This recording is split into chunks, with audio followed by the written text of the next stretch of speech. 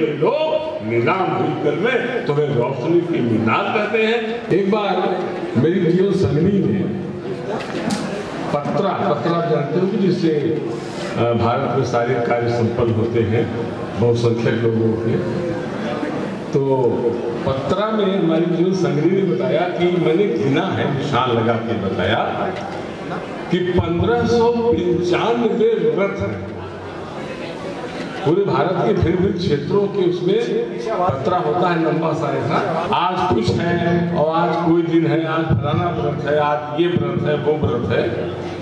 तो 1595 व्रत और साल में दिन 365, तो एक दिन में कितने व्रत हुए? ये बात अलग है कि देश के विभिन्न क्षेत्रों के वो अलग अलग व्रत है। अब सभ्यता और संस्कृति, संस्कृति जो है वो कौन निर्मित करता है? ये जो व्रत रखने वाले लोग हैं कौन है? ये तो महिलाएं हैं ना। पुरुष तो कोई व्रत बड़ी मुश्किल से रखता है। एक बार मैंने एक आंदोलन के संबंध में एक दिन का अनुसरण किया था, फिर जिंदगी में कसम खाया कि कभी भूखा नहीं रहूंगा। और ये इतने व्रत जो हैं ये सब महिलाएं ही पालती हैं। तो सभ्यता और संस्कृति, सभ्यता का निर्माण आमतौर से पुरुष करते हैं और संस्कृति का निर्माण महिलाएं करती हैं। तो भारत में जो कुछ भी सांस्कृतिक वातावरण जहां पैदा होता है शिवाजी, जहां पैदा होता है कलाम, जहां एक से महापुरुष से लेकर के डाकू तक पैदा होते हैं, वो तो घर है, घर से पैदा होते हैं। और घर महिलाओं से बनता है, फातिमा जी से बनता है, सावित्रीबाई फुले से बनता है, वगैरह वगैरह। तो आज के दिन मैं बड़ी शाइस्तगी से, बड़ी विनम्रता से ये आपसे विशेष रूप से महिलाओं से कहना चाहूंगा कि हमारे जो इर्द गिर्द का वातावरण है उसमें महिलाओं का दखल होना चाहिए। मैं घर छोटा मोटा ही घर बना रहा हूँ अपनी बेटी का, तो वहां पर महिलाएं काम करने के लिए भी आती हैं, कूड़ा उठाने, ईंटा उठाने, पत्थर उठाने। बहुत जल्दी मैं बात खत्म करूंगा।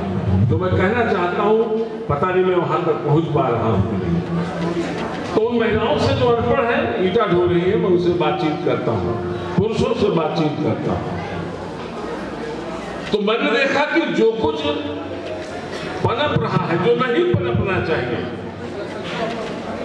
उसके लिए काफी हद तक महिलाएं भी, उनकी भी जिम्मेदारी बनती है।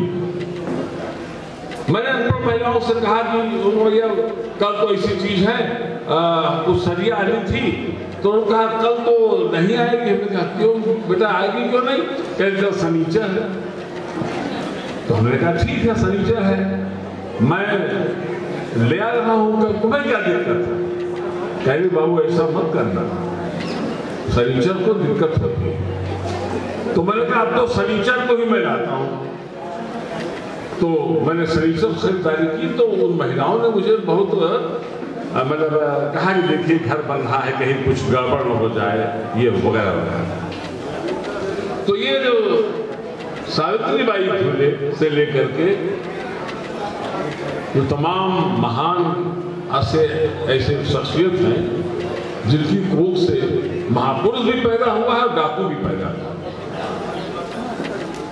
पुरुष नहीं पैदा करता, महिलाएं पैदा करती, सृजन करती, वही संस्कृति की निर्माण।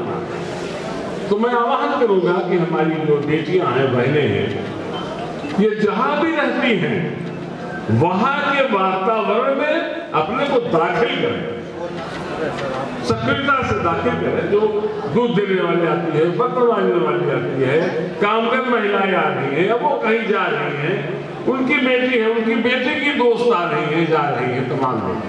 इतना बड़ा कार्यक्षेत्र पड़ा है महिलाओं के, जिसकी कोई जवाब नहीं। तो हमारी सबसे सच्ची श्रद्धांजलि, खिराज-ए-अकीदत वो ये होगी ऐसे आज के मौके पर मैंने शायद पटना में बात कही थी कि हम सब कुछ करते हैं, आखिर अम्बेडकर क्यों नहीं पैदा कर रहे हैं? एक अम्बेडकर हुए, वो हमारे गुरु थे।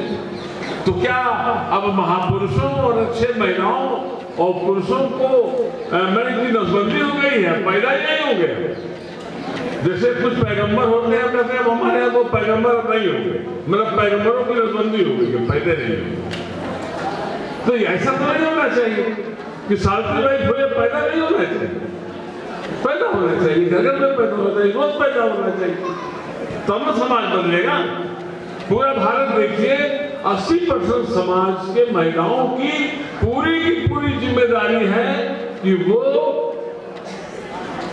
एक ऐसे संस्कृति को जन्म दे रही है, ऐसे संस्कृति की वाहक है जो संस्कृति त्याज्य है, जिस संस्कृति को उठाकर फेंक देना चाहिए। जैसे डॉक्टर साहब ने कहा था कि ये नष्ट किया जाना चाहिए, ये सुधारा नहीं जा सकता, नष्ट करने की जरूरत है।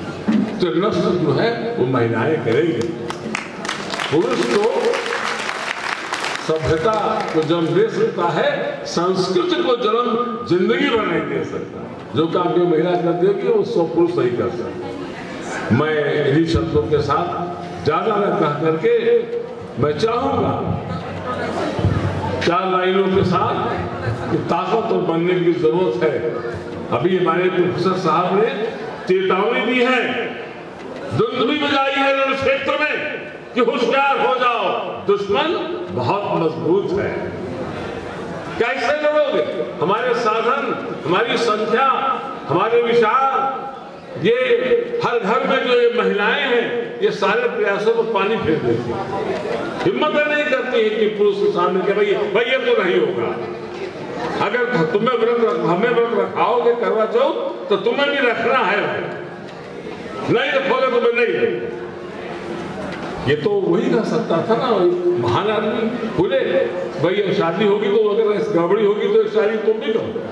ये मेरी बात को कोई बुरा ना मानिएगा, आप मेरे बच्चे हो, घर के लोगों में इसलिए कह रहा हूं, ये जिम्मेदारी ये मेरी पत्नी कहती थी, मैं अपने पति का शिष्य हूं इस मामले में।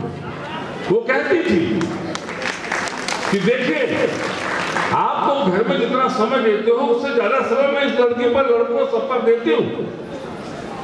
मेरे घर में अपवित्र चीजें आ ही नहीं सकती कभी, ये हमारी पत्नी की देन।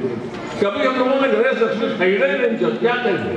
वो नहीं खरीदती थी तो मुझे क्या करनी पड़ी है कि मैं जो है अपनी बेइज्जती करूं। तो मैं खाली इन 4 शब्दों के साथ दुश्मन कितना मजबूत है उस पर ध्यान दीजिएगा।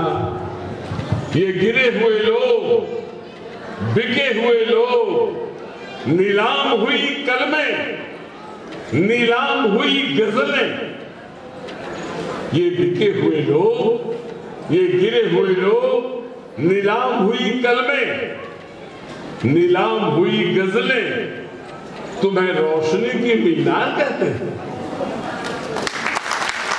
आज भारत के दुश्मन 4 हो गए हैं, पहले दुश्मन 1 था, जो आप जानते हो, अब 1 नहीं रह गया है, 4 रह गए हैं। इस देश का कोई दुश्मन है तो इस देश का नेता नंबर 1। इस देश का कोई दुश्मन है तो नौकरशाह, जिसको समाज से कोई लेना देना नहीं। इस देश का कोई दुश्मन है तो मुल्ला और महन, तीसरा नंबर। और इस देश का चौथा दुश्मन है तो मैं पेशे से पत्रकार हूं, इसलिए मैं कह रहा हूं कि इस देश का चौथा दुश्मन पत्रकार। पहले दुश्मन 1 था, एक संस्कृति को आगे बढ़ाने वाला, अब ये 4 दुश्मन हो गए हैं। कैसे पाला पड़ेगा? आप बोलो, लिखो, अच्छी बातें कहो, हम छापेंगे ही नहीं। जाओ आप अच्छी बातें लेके हाईकोर्ट जाओगे, जज साहब कह देंगे आरक्षण रद्द, क्या करोगे? दुश्मन बहुत तेज बदल चुका है। आपके बच्चों की नस्लें नौ की जोकों में, शरीर की नसों में जोक जो है चूस रहा है, आपके हिस्से की रोटी चूस रहा है, आपके हिस्से की सरकारी नौकरी लूट रहा है, आपके हिस्से की जमीन लूट रहा है, आपके खजाने पर नाक की तरफ बैठा है, आपको कुछ देने ही नहीं दे रहा। अब इसी सीमित साधनों में सब कुछ करना है, आखिर में तो होगा ये बिके हुए लोग, नीलाम हुई कलमें, नीलाम हुई गजलें, तुम्हें रोशनी के मीनार कहते हैं। मेरी कलाई भी मरोड़ दोगे, मेरा चश्मा भी तोड़ दोगे।